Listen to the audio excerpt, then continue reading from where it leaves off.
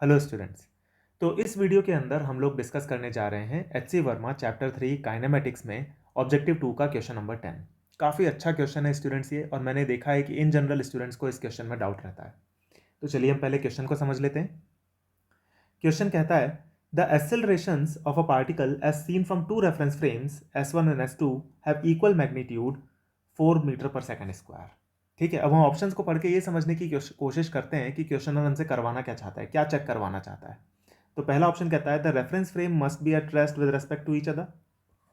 The frames may be moving with respect to each other but neither should be accelerated with respect to the other. The acceleration of S2 with respect to S1 may be either 0 or 8 meter per second square.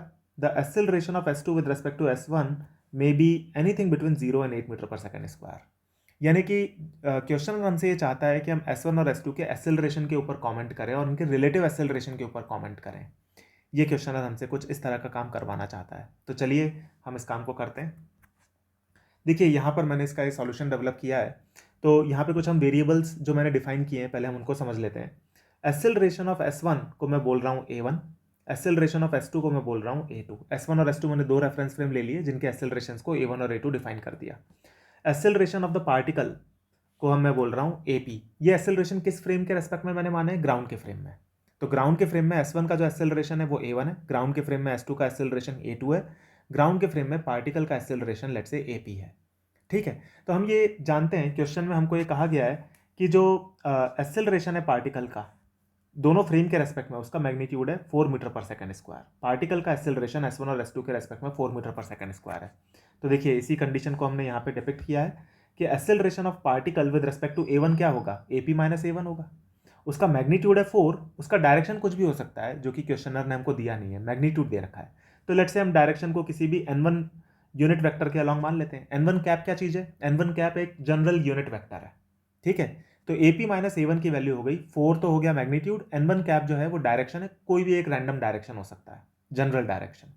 इसी तरीके से जो particle का reference frame 2 के respect में जो acceleration है वो कितना होगा? AP माइनस A2 होगा, और उसका भी मैग्नीट्यूड है 4 और उसका डायरेक्शन कुछ और होगा, कुछ और हो सकता है। तो वो हमने मान लिया लेट्स से वो है n2 कैप। तो हमने जो क्वेश्चन ने हमको कंडीशन दे रखी है उसके बेसिस पे हमने इक्वेशन 1 और इक्वेशन 2 को कंस्ट्रक्ट कर लिया। ठीक है, अब क्वेश्चनर हमसे चाहता है कि हम S1 और S2 का जो रिलेटिव एक्सेलरेशन उसको कंपेयर करें।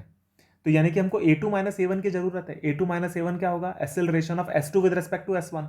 तो हमने A2 माइनस A1 हमको चाहिए था, तो उसके लिए हमने क्या किया? इक्वेशन 1 में से इक्वेशन 2 को सब्ट्रैक्ट कर दिया, तो हमको मिल गया acceleration of reference frame 2 with respect to reference frame 1।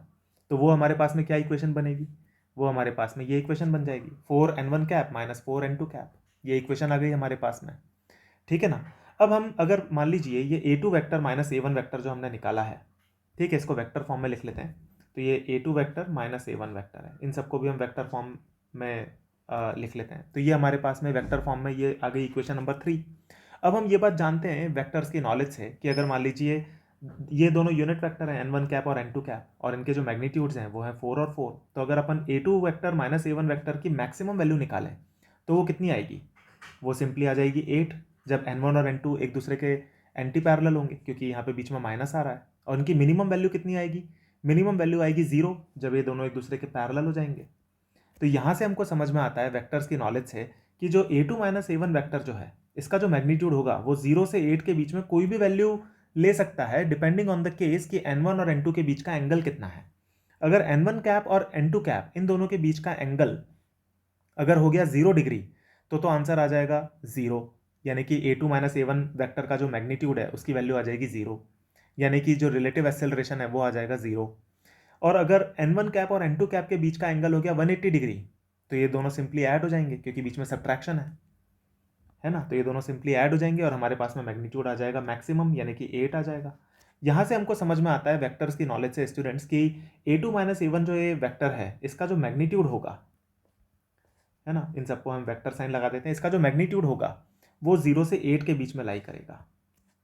यानी कि acceleration of S2 with respect to S1 0 से 8 के बीच में कुछ भी हो सकता है। ये इसका कंक्लूजन है। ठीक है, तो ये हमने क्वेश्चन को एनालाइज कर लिया अच्छे से। अब हम क्या करते हैं कि ऑप्शंस को दोबारा पढ़ते हैं। तो ऑप्शन ए क्या कहता है, the frames must be at rest with respect to each other. देखो यहाँ पे जो मस्ट बोला जा रहा है इसके कारण ये ऑप्शन गलत हो गया, क्योंकि जरूरी नहीं है कि दोनों एक दूसरे के रेस्पेक्ट में रेस्ट पे हों, ये जरूरी नहीं है। ऐसी एक पॉसिबिलिटी हो सकती है लेकिन ये जरूरी नहीं है, इसलिए ऑप्शन ए गलत हो गया। ऑप्शन बी पढ़ते हैं, the frames may be moving with respect to each other but neither should be accelerated with respect to each other. ये भी गलत है, क्योंकि हमने देखा कि S2 माइनस S1 यानी कि acceleration of 2 minus acceleration of 1, इसकी वैल्यू 0 से 8 के बीच में कुछ भी हो सकती है। तो ये जरूरी नहीं है कि वो दोनों एक दूसरे के रेस्पेक्ट में एक्सेलरेटेड नहीं हो सकते हैं। तो ऑप्शन बी भी गलत हो गया। ऑप्शन सी पढ़ते हैं, the acceleration of S2 with respect to S1 may be either 0 और 8। ये भी गलत है।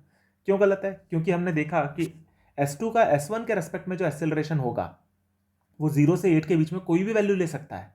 जरूरी नहीं है कि केवल 0 और 8 ही लेगा, कोई भी वैल्यू ले सकता है। ठीक है, अब last option, the acceleration of S2 with respect to S1 may be anything between 0 and 8। ये करेक्ट है, यही चीज हमने यहाँ पे डिराइव की है। ठीक है ना, तो ये क्वेश्चन सॉल्व हो गया, इसका आंसर हो गया डी।